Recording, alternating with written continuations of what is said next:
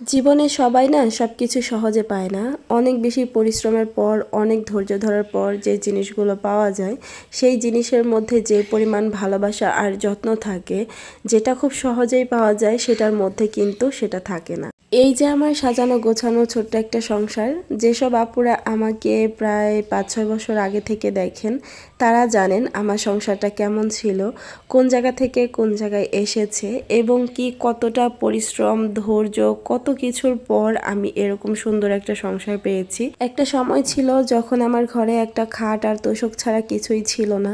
সেই জায়গা থেকে আলহামদুলিল্লাহ এখন আমার প্রয়োজনীয় সব আছে। যেসব আপুরা নিজ নিজ সংসার নিয়ে অনেক বেশি হতাশায় আছেন, তাদেরকে বলবো প্লিজ আপুরা ধৈর্য ধরুন, আল্লাহকে ডাকুন এবং কি মনে প্রাণে আল্লাহর কাছে চান। আল্লাহ যদি সেই জিনিসটা আপনাকে দেওয়ার হয়, কোনো না কোনো উসিলাতে ঠিকই সেই জিনিসটা আপনাকে পাইয়ে দিবে। আসসালামু আলাইকুম, কেমন আছেন আমার প্রিয় আপুরা? আশা করি আল্লাহর রহমতে যে যেখানেই আছেন সবাই অনেক অনেক ভালো আছেন এবং কি সুস্থ আছেন। আপনাদের সবার সুস্বাস্থ্য কামনা করে আজকে নতুন আরো একটি ভিডিও শেয়ার করতে যাচ্ছি। আপনাদের কাছে যদি আমার আজকের ভিডিওটি ভালো লাগে তো প্লিজ ভিডিওটিতে একটি লাইক দিয়ে দিবেন, সেই সাথে আপনাদের যে কোনো মতামত কমেন্ট বক্সে জানাতে পারেন। আমার বেলি ফুল গাছে কিন্তু এখন প্রতিদিনই মাশাআল্লাহ দিলে ফুল ফুটছে। যে ফুলগুলো শুকিয়ে যাচ্ছে সেগুলো কিন্তু ঠিকই আমি সুন্দর করে কালেক্ট করে রেখে দিচ্ছি, কারণ বেলি ফুলটা আমার কোনোভাবেই ফেলতে ইচ্ছে করছে না।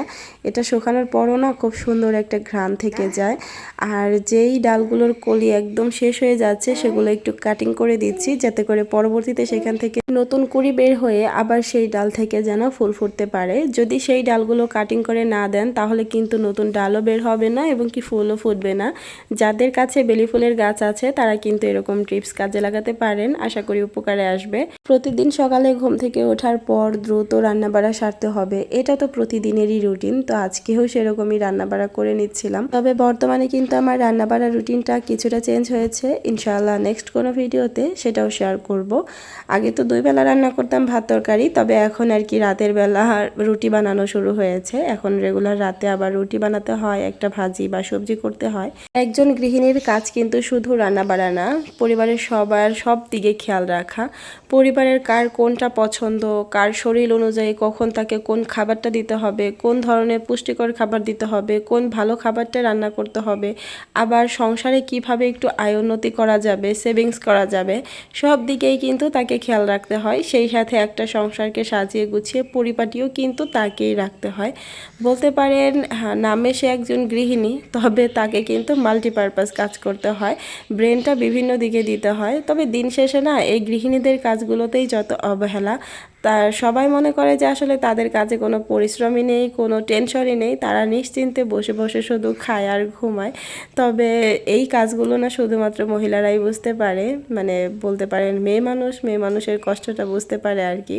যেমনটা আমি আমার মার ব্যাপারে বুঝি, আবার আমার হাজব্যান্ড কিন্তু আমার আব্বুর ব্যাপারটা খুব ভালো বুঝে। আসলে প্রতিটা পরিবারে আমার মনে হয় এরকম ছোটখাটো বিষয়গুলো থেকে যায়। আপনারা আমাদের ভিডিওগুলো যেরকম সাজানো গোছানো স্মুথলি দেখেন, ভাবেন যে আমাদের জীবনটাও মনে হয় ঠিক এরকম। আসলে বিষয়টা এমন না, সবার জীবনেই কিন্তু উত্থান পতন থাকে, ভালো সময় খারাপ সময় থাকে। যেই মানুষটা খারাপ সময় ধৈর্য ধারণ করে ভালো সময়ের অপেক্ষা করতে জানে, আমি মনে করি সেই প্রকৃতপক্ষের মানুষ। আমি খুব অল্প শিক্ষিত একজন মেয়ে, আর এ কারণে অনেক তুচ্ছতা ছিল আমাকে করা হয়েছে একটা সময়, যে হয়তোবা আমার জীবনে এমন একটা খারাপ সময় আসবে যখন আমার হাজব্যান্ড হয়তোবা আমার সাথে থাকবে না, আমাকে অনেক বেশি উচ্চশিক্ষিত হতে হবে, কারণ আমার হাজব্যান্ড অনেক বেশি শিক্ষিত। আসলে এই জিনিসগুলো না আমাকে অনেক বেশি মনে মনে কষ্ট দিত। তবে আমার পক্ষে তখন অনেক বেশি পড়াশোনা করা এটা সম্ভব হয়নি, কারণ এটা আমার হাজব্যান্ডই চায়নি। সে সবসময় আমাকে অন্যভাবে বোঝাতো, আর তার ওই বোঝটাই না আমার মনের মধ্যে সবসময় গেঁথে ছিল, কারণ যার সঙ্গে আমি সারাটা জীবন কাটাবো তার কথাটাই হচ্ছে আমার জীবনের সবথেকে বড় কথা। তবে তার কথা শুনে ধৈর্য ধারণ করে জীবনের কিছুটা সময় পার করেছি বিধায় কিন্তু সে আমাকে আমার জায়গা থেকে সবটুকু করার মতো সুযোগ দিয়েছে। আমার এমনও ফ্রেন্ড আছে যারা অনেক দূর পড়াশোনা করেছে, তারপরও জীবনের শেষ পর্যায়ে গিয়ে কিছুই করতে পারেনি। এখনও যদি 5টা টাকা 10টা টাকার কোনো জিনিস কিনতে হয় হাজব্যান্ডের কাছে হাত পেতে চাইতে হয়, এবং কি সেই পর্যায়ের স্বাধীনতাও কিন্তু তারা পায়নি। মন চাইলে নিজের মন খুশি মতো কোনো কিছুই খরচ করতে পারে না, বাবা মাকে দিতে পারে না। তো সেই জায়গা থেকে আমি মনে করি যে আমি যে অনেক অল্প শিক্ষিত হয়েছি এবং কি আমার পক্ষে সম্ভব হয়নি অনেক দূর পড়াশোনা করার, সেই সময়টা ধৈর্য ধারণ করেছিলাম বিধায় কিন্তু আজকে অল্প শিক্ষিত হয়েও আমি এখন নিজের পায়ে দাঁড়িয়েছি। আল্লাহ তাআলা আমাকে সেই সৌভাগ্য দান করেছেন যে আমি আমার ইচ্ছা মতো আমার বাবা মাকে কিছু দিতে পারি, সন্তানদের দিতে পারি এবং কি নিজেও কিছু করতে পারি। এবং কি আমার জীবনের সবথেকে প্রিয় এবং কি গুরুত্বপূর্ণ ব্যক্তি সে হচ্ছে আমার হাজব্যান্ড। তার কাছে তো আমার হাত পেতে চাইতে হয়ই না, বরঞ্চ তাকেও কিন্তু আমি দিতে পারি। ফ্যামিলিগত সাপোর্ট বলেন এবং কি তারকে গিফট করা বলেন, সব কিছুই কিন্তু করতে পারি আলহামদুলিল্লাহ, যেটা আমার অনেক শিক্ষিত ফ্রেন্ডদেরও পক্ষে সম্ভব হয়নি। এ কারণেই বলবো যে যেসব আপুরা জীবন নিয়ে অনেক বেশি হতাশাগ্রস্ত তারা কিন্তু কখনোই হতাশা হবেন না। আপনি অবশ্যই মনে প্রাণে আল্লাহর কাছে চাইবেন, সকল খারাপের মধ্যে থেকেও আল্লাহ তাআলা আপনার ভালো একটা রাস্তা খুলে দিবে। আজকে কেন যেন মন খুলে আপনাদের সাথে কিছু কথা বলতে ইচ্ছে করছে, এ কারণেই আমি এই কথাগুলো বলছি। আরও কিছু কথা বলতে চাই, জানি না আপনারা এই বিষয়টা কেমনভাবে নেবেন, তবে আমি আমার জায়গা থেকে খুব সহজ সরলভাবেই আপনাদের সাথে আমার লাইফস্টাইলটা শেয়ার করে থাকি। আর্টিফিশিয়াল কোনো কিছুই দেখানো আমার পছন্দ না, বলাও পছন্দ না, যাতে মানুষ আমাকে অনেক বেশি ছোট করে ভাবে সেটাও আমি চাই না, আবার আমি যতটুকু তার থেকে অনেক বেশি আমাকে ভেবে ফেলুক সেটাও আমি চাই না। নিজের আত্মসম্মান বজায় রেখে আসলে যতটুকু বলা সম্ভব ঠিক ততটুকুই আপনাদের সাথে আমি শেয়ার করতে পছন্দ করি। করোনা চলে গিয়েছে কত বছর হয়েছে আপুরা, অবশ্যই আপনারা আনুমানিক একটা আইডিয়া করতে পারছেন, আর যারা হিসাব করতে পারবেন তারা তো বলতেই পারবেন যে কত বছর যাবৎ আমি ইউটিউবিং করি, কারণ করোনার সময় থেকেই আমার ইউটিউবিংটা শুরু হয়। তবে ফার্স্টের দিকে চ্যানেলটা আমার নেই, তবে এখন হচ্ছে আমার সেকেন্ড চ্যানেল, এটা করোনা চলে যাওয়ার পরেকার চ্যানেল আর কি। তবে আমি কিন্তু কষ্ট করছি সেই করোনার সময় থেকেই, তবে বিজনেস করছি বেশ অনেকগুলো বছরই হয়ে গিয়েছে, আর এখন তো আমি অর্গানিক হেয়ার অয়েল নিয়ে কাজ করছি। তো এত বছর ধরে আমি ব্লগিং করছি, বিজনেস করছি, আমি কিন্তু চাইলেই টিকটকে অনেক কিছু করতে পারতাম। বিশেষ করে আমি যখন বেবি ড্রেস নিয়ে কাজ করেছি, আমি চাইলেই আমার বাবুকে ওই ড্রেসগুলোর ফটোশ্যুট অনেক সুন্দর করে করিয়ে টিকটকে অনেক পপুলার হতে পারতাম। এবং কি এখন যেহেতু আমি অর্গানিক হেয়ার অয়েল নিয়ে কাজ করছি, আপনারা সবাই জানেন আমার তেলের গুণগত মান কতটা ভালো, কতটা কার্যকারী। আল্লাহর রহমতে যেসব আপুরা আমার কাছ থেকে একবার তেল নিয়েছেন তারা 4 বার 5 বার 6 বার করেও আমার কাছ থেকে তেল নেন, আলহামদুলিল্লাহ আলহামদুলিল্লাহ।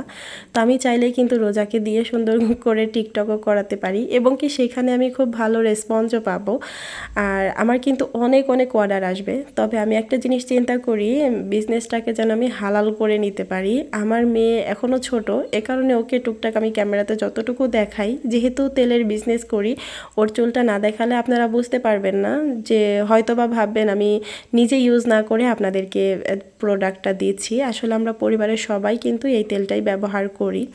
তবে আমি কিন্তু আমার মেয়েকে দিয়ে ওইভাবে কোনো টিকটকও করাই না, যতটুকু আপনাদের সাথে শেয়ার না করলেই না, ঠিক ততটুকুই আপনাদের সাথে শেয়ার করি। এছাড়া আমার এই যে লাস্ট 1 বছর হয়েছে সম্ভবত একটা টিকটক আইডি আছে, সেই টিকটক আইডিতে কিন্তু ব্লগই আমি ছাড়ি। ওই ব্লগের মাধ্যমে আল্লাহর রহমতে আমার যতটুকু পরিচিতি এসেছে অতটুকুতেই আমি সন্তুষ্ট। তবে এর বাহিরে বা এর বেশি আমি চাই না যে বাচ্চাদের ক্যারিয়ার নষ্ট করে, ভবিষ্যৎ নষ্ট করে এবং কি পরকাল নষ্ট করে কোনো কিছু করার জন্য। এবং কি আমি নিজেও কিন্তু বেপর্দাভাবে আসি না, ফুললি যে পর্দা করি তা না। ইউটিউবে কাজ করতে গেলে আসলে পুরোপুরি পর্দা মেনটেন করা সম্ভব না, তবে যতটুকু নিজেকে লুকিয়ে রাখা সম্ভব ততটুকু লুকিয়ে রাখার চেষ্টা করি, একদম খোলামেলাভাবে কখনোই আপনাদের সামনে আসি না।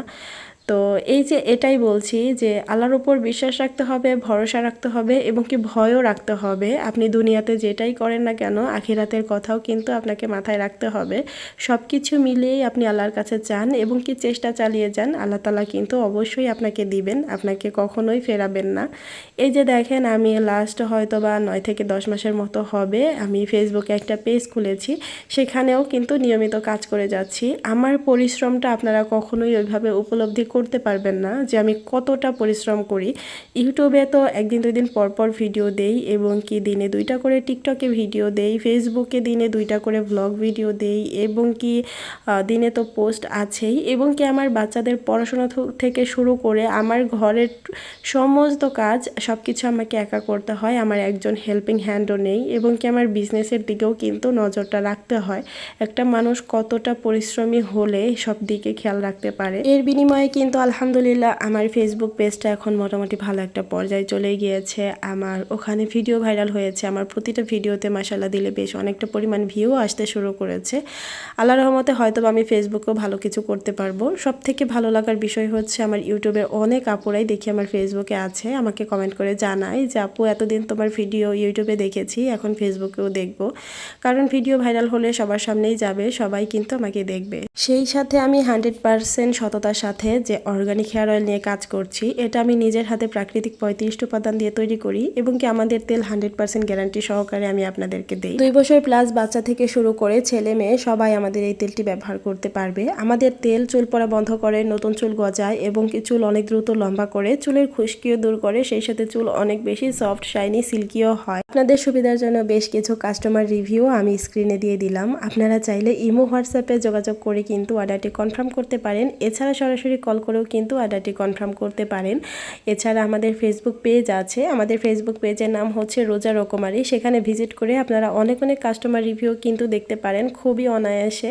কখনো কোনো লোকাল পণ্য দিয়ে আমাদের প্রোডাক্টে তৈরি হয় না, হাই কোয়ালিটি ব্র্যান্ডেড প্রোডাক্ট দিয়ে আমাদের তেল তৈরি হয়ে থাকে। আমাদের তেলে যতটুকু গ্যারান্টি আপনারা পাবেন, আমি জানি না অন্যান্য তেলে পাবেন কি না। অনেক বড় বড় পেজ থেকেও যখন আপুরা তেল ব্যবহার করে নিরাশ হয়েছে, সেই সময় কিন্তু আমার কাছ থেকে অর্গানিক হেয়ার অয়েল নিয়ে আপুরা 100% ফলাফল পেয়েছে এবং কি তারা আমাদের নিয়মিত কাস্টমার। আপনারা যদি চুলের সমস্যায় ভুগে থাকেন, একবার হলেও বলবো আমাকে বিশ্বাস করে আমার কাছ থেকে তেল নিয়ে দেখতে পারেন। আশা রাখছি আপনারা 100% চুলের সকল সমস্যা দূর হবে ইনশাআল্লাহ এবং কি অনেক ভালো একটা রেজাল্ট পাবেন কিছুদিনের মধ্যেই। জাস্ট আমি যে নিয়মটা বলবো সেই নিয়মটা মেনটেন করে চুলে অ্যাপ্লাই করবেন, আর কোনো কিছুই না। আপনারা রেগুলার যে শ্যাম্পু দিয়ে চুলটা ওয়াশ করেন সেটাই করতে পারবেন এবং কি এক্সট্রা করে কোনো হেয়ার প্যাক আপনাদের ব্যবহার করতে হবে না। অনেক কথাই তো বললাম আপুরা, তো আজকের ভিডিও থেকে এখানেই বিদায় নিচ্ছি।